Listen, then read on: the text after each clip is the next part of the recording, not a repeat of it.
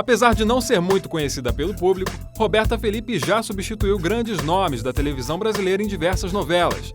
Neste Jogo Aberto, ela conta como foi o início da carreira, planos para o futuro e sobre os riscos de ser dublê.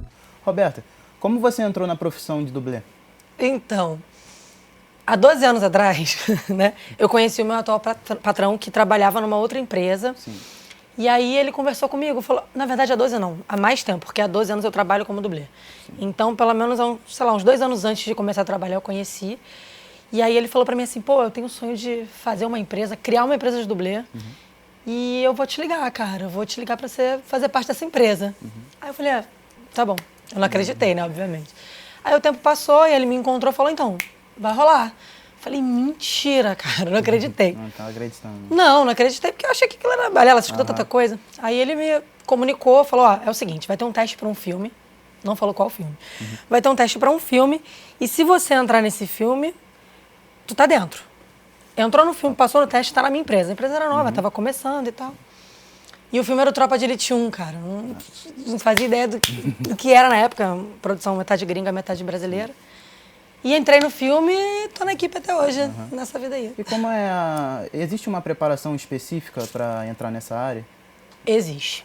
Então, antes de você começar, a primeira preparação que eu costumo dizer é você se conhecer. Sim. Você entender se você tem aptidão ou não para coisa. Sim. Porque você precisa ter uma consciência corporal boa, você precisa ter algumas...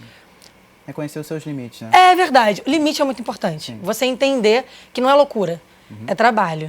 E você saber o que você tem aptidão, o que você tem jeito ou não.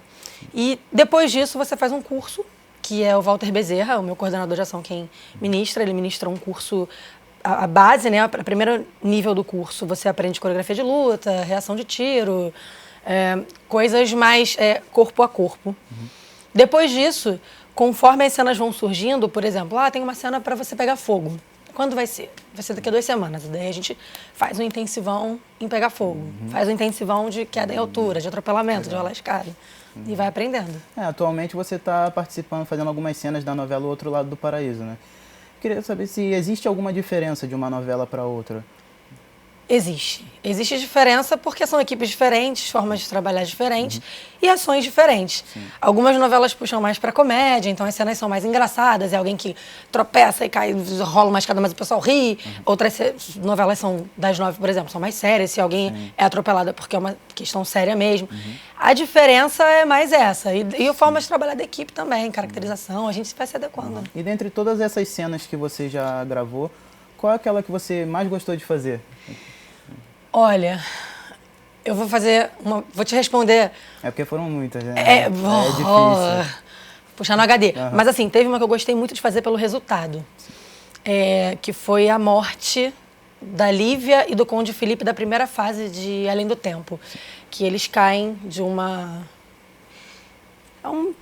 pedra enorme, assim, penhasco, e aí eles caem desse penhasco e caem numa cachoeira, num lugar enorme. Sim. E eles morrem nessa primeira fase para reencarnar na segunda. É lindo. Mas a cena foi, assim, muito composta, foi muito legal. A primeira fase a gente foi pro penhasco, depois é que a gente foi pra uma cachoeira, depois a gente terminou fazendo uma piscina. E essas cenas que são gravadas em vários dias diferentes para fazer uma sequência grande, legal e que tem importância na trama, geralmente são as que eu mais tenho tesão de fazer. Você vai, tenta, volta e conversa com o diretor e aí pensa junto com ele, o que a gente pode fazer? Não, vamos para cá, vamos para lá.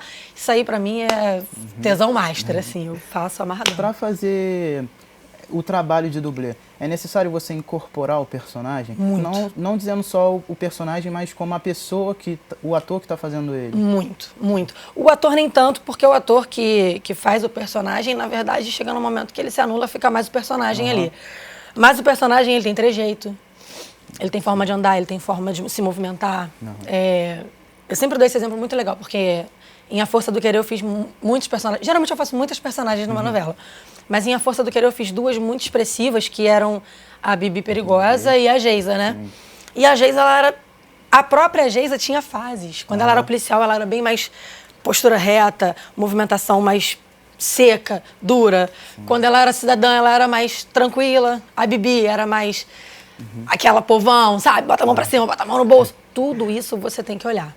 Porque se você vai fazer uma cena que vai colar, né? A gente fala conectar, né? Que é a atriz... corta, entra dublê, corta, entra atriz, tu tem que estar parecida. Sim. Você tem que estar igual, tem que andar igual, tem que correr igual. E como a sua família reage com a sua profissão, visto que ser dublê é um risco diário, né? É um risco. Então, depende de quem da família está perguntando. A mãe, assim... Acho que minha mãe não deixaria também, não. A mãe, assim, ai, é horrível de ver morrer, porque a gente costuma dizer que o dublê morre pra sobreviver, né? A gente morre muito, já fiz várias cenas absurdas, de pegar fogo, de ficar ensanguentada, de... Então a mãe fica preocupada, sempre liga depois e tal.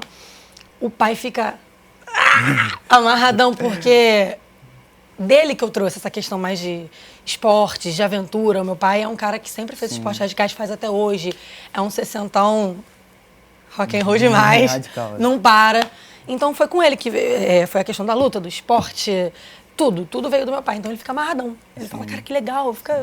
A família, num geral, torce muito, né? E em questão do público, você já chegou a ser reconhecida nas ruas como Roberta Felipe? Ah, que nada. Ih, gente, não... sempre me perguntam isso, é muito difícil isso acontecer. Você Assim, acaba interpretando outros personagens. Né? meu rosto não aparece. A galera que me segue no Instagram, quando eu vou em algum lugar, às vezes fala e tal. Poxa, que legal, eu conheço o seu trabalho, mas não é tietagem. Quando eu tiro foto, quando eu vou falar com algum fã, não sei o quê, é porque ou eu tô caracterizada e a gente tá fazendo uma externa, e uma galera, caraca, tu é dublê e tal, não sei o quê. Ou quando eu tô do lado da atriz, a gente tá em alguma externa também, eu tô caracterizando, ele quer tirar foto com ela, olha pro meu lado e fala assim, vou garantir. Tirar foto também. Vou garantir, né? Porque, né, pá, dublê. Nessas ocasiões, só na rua, ninguém sabe o que eu sou. Sim. E você falou que ser dublê foi algo que aconteceu sem querer, né? Muito sem querer. E você não teve planejamento. Por falar em planejamento, você tem algum projeto para o futuro? Seja nos bastidores, você atuando, não sei se você tem um desejo de atuar, ou até mesmo fora do universo da televisão? Então, atriz, não.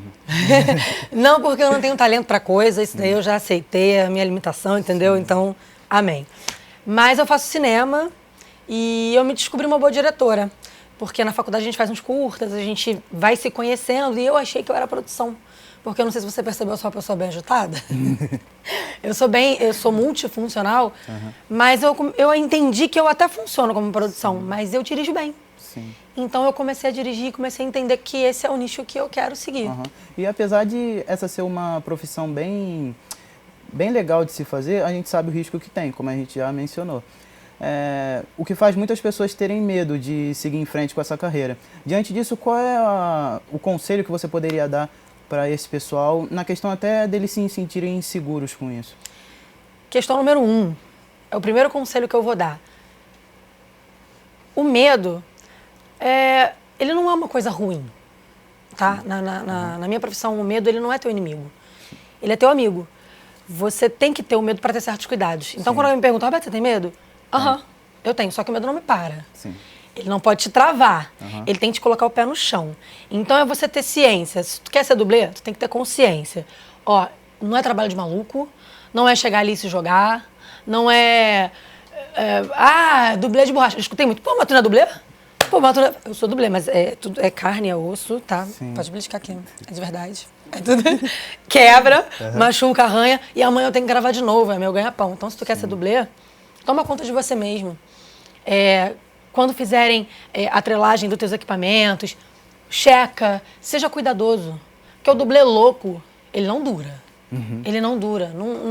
O nosso trabalho não tem nada a ver com loucura. É tudo estudado, é tudo treinado, é tudo visto, é tudo planejado, é tudo feito com calma.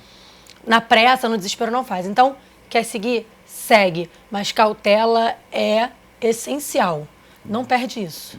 Entendeu? Roberta, mais uma vez, muito obrigado pela participação, muito obrigado pela Imagina. oportunidade. O Jogo Aberto fica por aqui. Até a próxima edição.